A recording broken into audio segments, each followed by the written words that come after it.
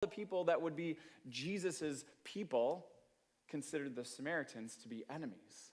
And he says, let's go prepare the way for those people to hear me. Now, Jesus knows that what's going to happen in Jerusalem. He's already predicted 3 times that he will be rejected by the religious leaders and the political rulers, that his death and crucifixion and departure and ascension are all connected to Jerusalem, and yet he wants to make sure that everyone could get a chance to receive him.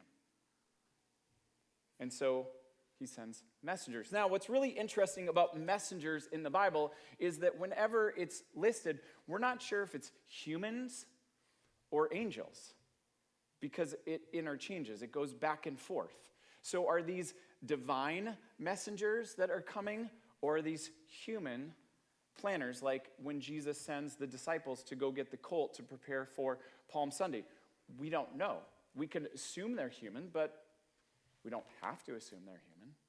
In fact, when Jesus is talking about his work, he says he doesn't do any work that he doesn't see the Father doing, but the Father's always at work, and he's always drawing people to himself. And so I think this idea of preparation that would be disconnected from prayer wouldn't be true. In other words, it's a safe assumption to say that prayer and preparation are connected. Jesus is the one who's drawing people to himself. But see, this Samaritan village rejects him before he even gets there. Why? Because they hear he's going to Jerusalem. Doesn't that seem like kind of a silly reason to reject someone? Because of where they're going to go? But I think if we think about 2023, people do that all the time. They reject Jesus or are reluctant to even have a conversation about him because of one simple thing or another. Maybe because they think he's for a certain group of people, but just a very exclusive group of people. Or maybe Jesus is too connected to a certain region of the world or a certain politic. Or maybe they've seen too many Jesus-type people not saying Jesus-type things or living Jesus-type lives. And so there's work, there's preparation that we've got to do, that Jesus invites us to do. But he's already preparing the way. We have to step into that and pray. In a world of apathy and skepticism and maybe even hostility, I think prayer is our preparation and our power. It's God who transforms lives. It's him who changes people's hearts. We just get to join in if we're willing. Now, it's likely if you're sitting in this room and you have decided to follow Jesus, it's because there was someone praying for you way before you realized it. And if you're sitting here and you're not sure if you know and follow Jesus, there are definitely people that are praying for you. So how are you stepping into prayer? What might God want you to do, and what part might God want you to play? What does that look like? Well, sometimes it looks like something crazy and unexpected, like when our electrician, who did a beautiful job but didn't quite finish, and then we moved in because we had this aggressive timeline that was positively aggressive, and so we move in and we've got a few things to figure out, and so our electrician says, yeah, I can come back over the holidays and I can finish these things up. And then, he didn't come back, and he didn't come back. And so Paul sent him messages like, hey, where are you? Hey, just wondering when you're going to come. And then his voicemail got filled up, so then she had to text him like, hey, I'm a little concerned. Hey, and it switched from it was never negative, but it switched from hey, I'd like you to come and finish the job to, hey, I'm really concerned about you. Hey, are you okay? Hey, is there anything that we can do?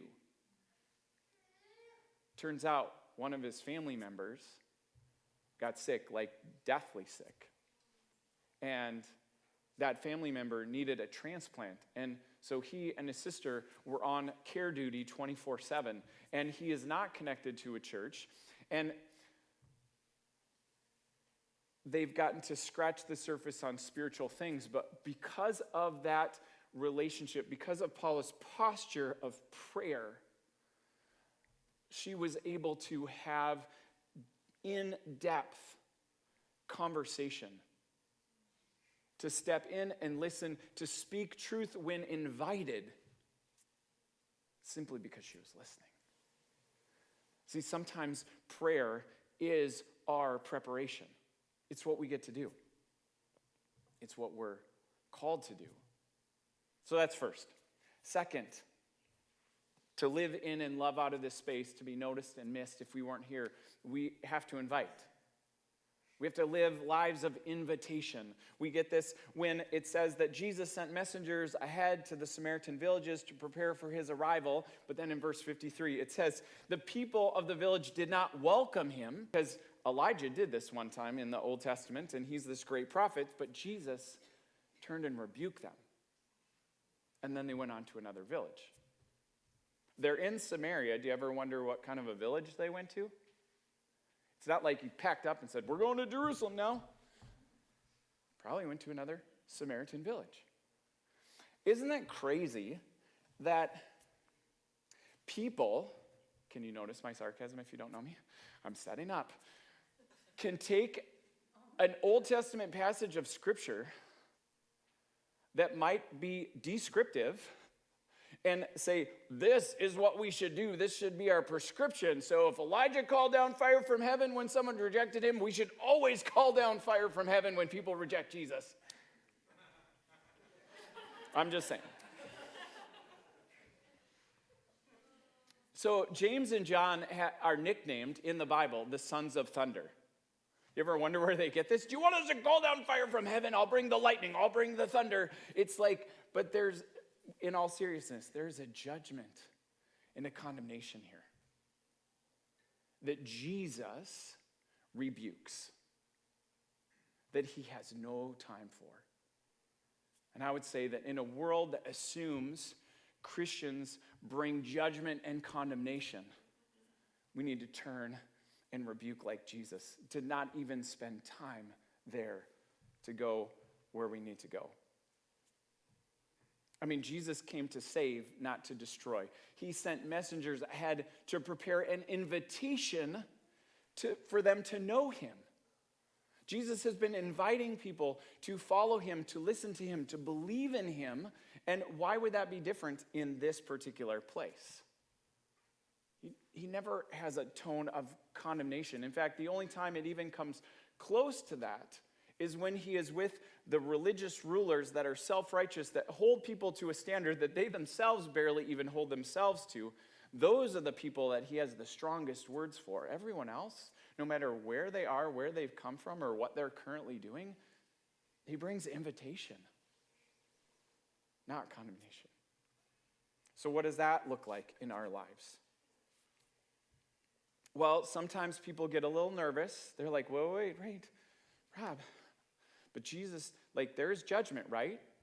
Well, yes, there is. God says that there's judgment. There is a time for judgment, but it's God's responsibility in God's timing. And even one of Jesus' also closest students named Peter questioned this when a group of people were like, why is God taking so